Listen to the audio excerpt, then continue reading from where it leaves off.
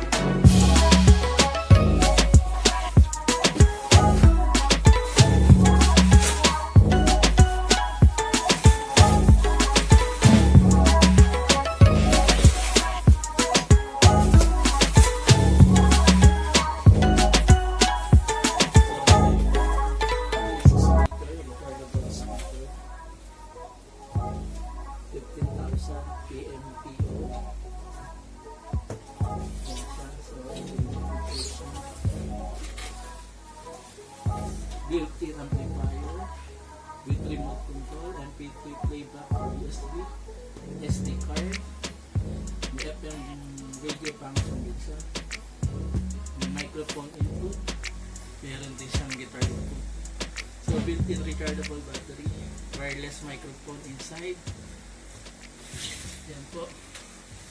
Install handle and wheels. Meron siyang gulong para madali kung saan gustong dalhin. Yung impedance niya 4 ohms lang. Yung laki ng yung pinaka ng speaker niya. Power source niya input pwedeng 100 hanggang 240 volts, 50 Hz hanggang 60 Hz. So Trolley speaker to. Ang kulay niya black. Ang model niya TR-315. So ngayon buksan na natin. Ang pangalan ng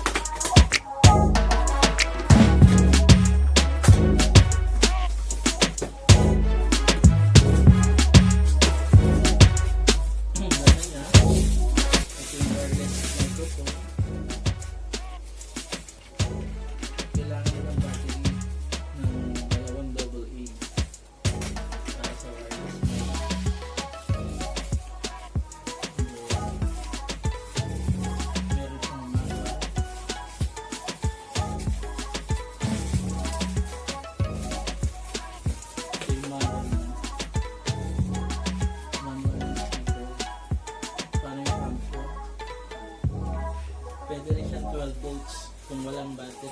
Kung walang kuryente, magagamit mo pa rin siya. Tapos ito yung jack niya. Ito yung jack 3.5. Tapos yung audio video. Ito yung pinabibili ko sa inyo. Ganda na. So ito yung para sa 620 power plug. Yung pinaka-jack. Yung remote niya, usually wala talaga siyang kasamang battery. So ikaw na yung mag-provide ng battery. Ang battery niya double A ito, dalawang double A.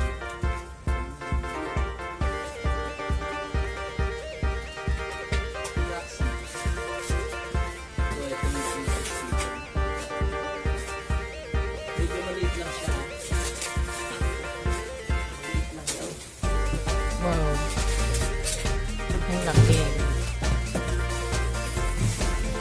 So, ayan po.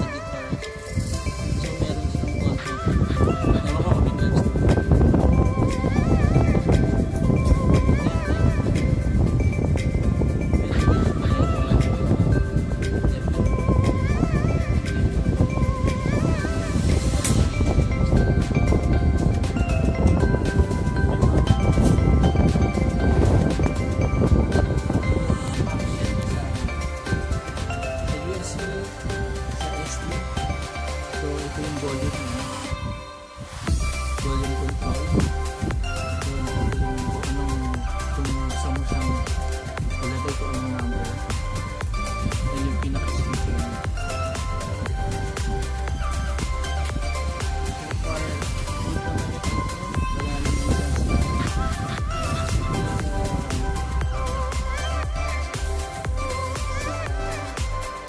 Siguro sa susunod sa video yung itetest na. So pwede mo siya kaya bibit-bitin mo siya. Pero the best niya yung may trolley. So pwede ka lang bang pangalan sa trolley.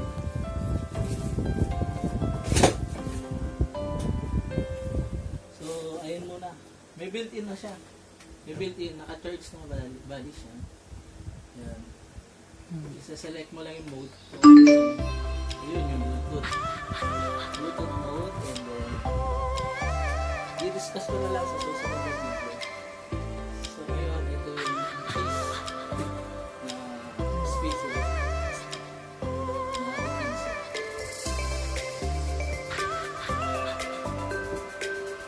So guys, please subscribe. Ikutin ang notification bell. Sa video ko, ipapakita ko sa inyo kung ano siya.